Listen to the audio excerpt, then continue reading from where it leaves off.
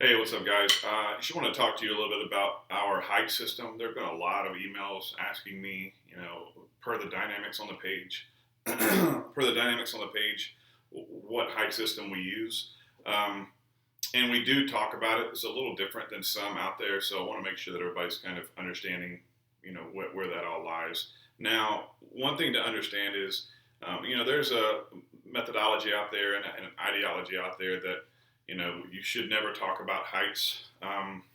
I disagree with that.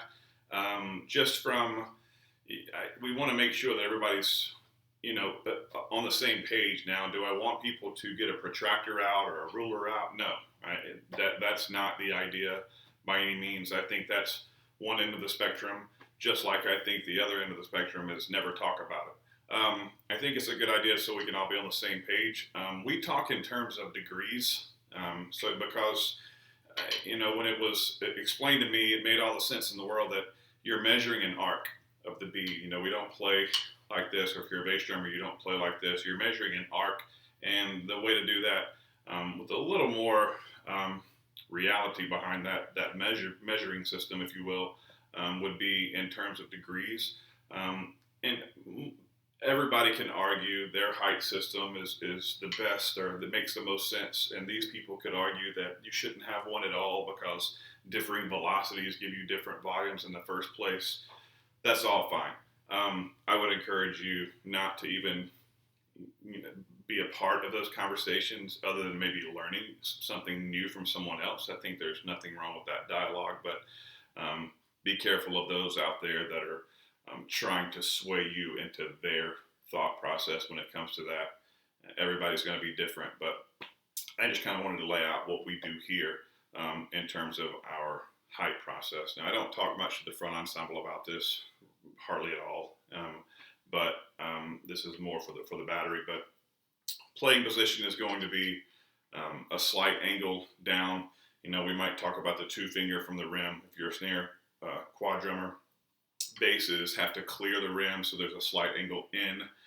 We do a lot of things on bass drum that relate back to match grip snare drum. So slight angle down, and we're going to call that under parallel or under 0 degrees. That's going to be the same location that we put most of our grace notes are going to come from that location where they just simply drop. We don't like using that term. We always talk about placing everything, but that's where most grace notes are going to be played from, is that location, which is playing position. And then 0 degrees are 3 inches. And again, nobody's, even when I play and I watch myself on this video, I can see myself playing a little higher than 0 degrees. I try to keep it around there. Again, this is all meant just for reference, as opposed to trying to be as exact as possible. But 0 degrees is going to be 3 inches. If we tell people, if you know 3 inches from your school, that's our piano, and that's our 0 degrees. So piano, 0 degrees. We'll talk about the quality that comes with that, and the velocity and the weight and all that stuff a little bit later. But if you'll think in 3 heights, you can kind of find the rest. But piano is 0 degrees. Mezzo forte is 45 degrees. Fortissimo is 90 degrees. Anything above fortissimo, if we write fortissimo, that'll start moving straight up, but never beyond parallel. All right, bass drums, that's a little different for you guys. Again, we'll talk about that stuff a little bit later. But so this is piano, and if you were to split 0 degrees and 45, you have 22.5 degrees. That's your mezzo piano. So piano, mezzo forte. Terrible double stops, don't do that. And then split 90 and 45, you get 67 and a half. That's 12 or forte. And then fortissimo, straight up and down. The arm is moving. You can tell, like the snow globe that would be around your hand and turning your wrist. As you get higher, that arm is going to actually come up with the stick just a bit, but we're not going to let the fingers fan out too much. Again, a lot of these things will be talked about in person, but the hand does open up a bit, but to give room for the stick to breathe and the tone of the stick to actually incorporate into the sound that you're producing. But again, we'll talk about that's kind of another topic. But that's our height system: 0, 22.5, 45, 67.5, and 90. And then play position is under 0. So that's something that we'll constantly talk about. I will say that if you are used to a different height system, don't spend a ton of time perfecting that system for your auditions just yet. If we get to the filter of your heights for your low end are the only thing that's kind of the deciding factor between you and maybe another individual, we're already in a really good spot, and we might ask for a second video or something. But that's not. We can adjust those things when you get to band camp. When we're in person, we can easily adjust that. We just want to see that you have a definite system of how dynamic levels correlate. Let me say one more time that I am notoriously asking people to play that 0 degrees. I never use that term. I always say piano. Play that piano softer. Play it lower. So I think it all depends on where you are on the field. I think it depends on the patterns that you're playing.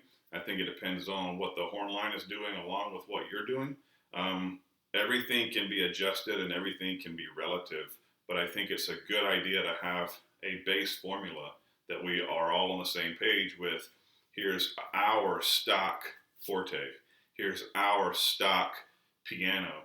And that's where that all comes from. So definitely adjustable, definitely relative, depending on what we're doing at the time.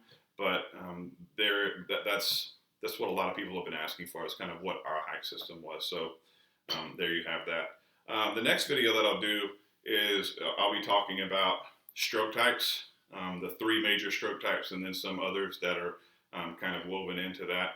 But the whole video will just kind of break down what those stroke types mean. So when you hear us say control rebound stroke, you know exactly what that means. Or an upstroke, that's not the prep, that's actually after a note, and those sort of things. We'll talk about that. But what I want to do is just try to get you as much information at the base level as I can right now as you're practicing. I could easily, start talking about what you might have in the packet, or